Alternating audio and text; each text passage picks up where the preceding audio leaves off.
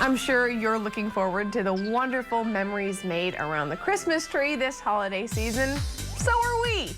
That is why it is crucial to make sure the tree you pick will be just perfect. And we know the person to help with that. And that is my girl, Ginny Rosenkrantz. We've got her on Zoom today. She's, of course, with the University of Maryland Extension Office. And before we get to this, Ginny, you are treed right out. You've got the sweater, you've got the earrings. I do have the earrings. I love it. Okay, so first of all, you've got a tree behind you. And tell me about that guy. This is a real live Fraser fir. I took a little piece off because one of the things you want to do is you want to look at the tree. You have to look at the tree, see how beautiful it is fall in love with it. And there are a couple things you need to do before you actually decide, I'm going to buy it and take it home. Yeah, so how do you start with that? Well, first thing you do is you need to measure how tall your ceiling is and how tall you can have a tree. So I just picked this out, being I'll just pick this out because it's the most beautiful tree in the lot. And I stuffed it into my car, carefully, by the way, and I had it all wrapped up. They wrap it up in this wonderful netting that kind of keeps it all together. And then I brought it into the office because it's a little further to my house, and I thought this would be easy. And I realized the ceilings are not as high as they should be, so I'm going to move this real quick so you can see the very top is bending. No!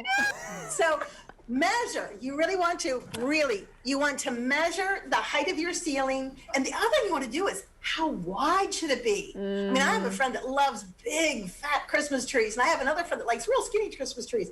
And so you have to have a space, know where it is. The other thing you want to do once you've got that done is when you pick one out, kind of play with the needles a little bit. So when you look at the needles like these guys right here, you want to go ahead and see how do they bend. Yeah, these bend nicely.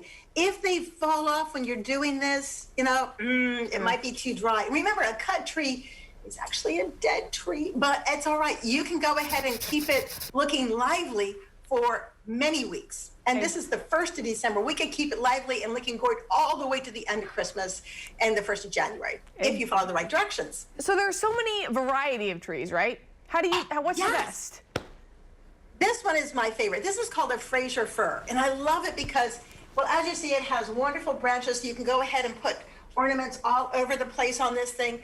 And they're sturdy, so they can hold big ornaments and little teeny delicate ones, which is real good too. The other nice thing about Fraser fir, it holds water. So when you put it, what you want to do is make sure it's the last thing you purchase when you're going directly home. You want to make sure that you purchase it and have the guy cut off about 1 inch or 2 of the bottom of the Christmas tree so that when you get it home, it has a fresh cut. Put it right away in a bucket of clean water.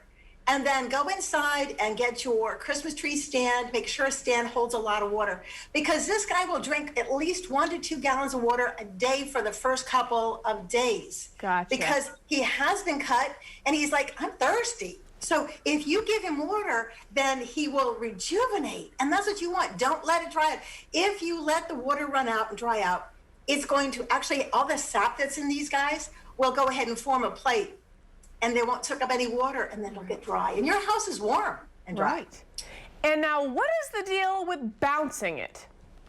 Oh, okay. When you bounce a tree, it will shed some needles. Now, the needles on the outside should not fall off. Sorry. This is why you need to have a Christmas tree. This is the best. This is Ginny in action right here. Oh, my goodness. Folks. Okay, hold a second. This tree is bigger than I am. That's right. Nobody can handle a tree like you, Ginny. When you bounce a tree like this, there we go. It has been bounced. Let me pull it back again. Sorry. No, I love this. Hit yourself. No. Okay, I think it's going to behave itself. Anyways, when you bounce the tree, only the inside needles should fall off. Hold on a second. Sorry. This is real life. The outside needles should stay just fine. Gotcha. And like this one right now, he's lying down, he's going to behave himself, which is really good.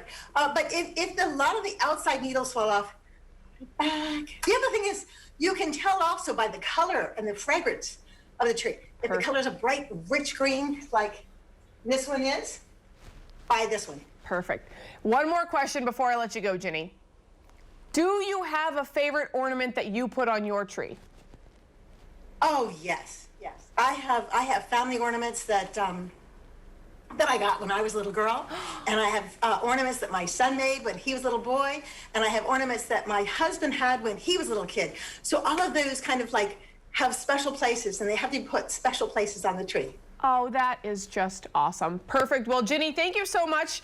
You took care of that tree. You showed it who was boss today. You gave us all the tips that we possibly need. You're just the best. Have fun with your tree and don't let it hit you. Hey, even if it does, not a big deal. You've showed us that we can handle it.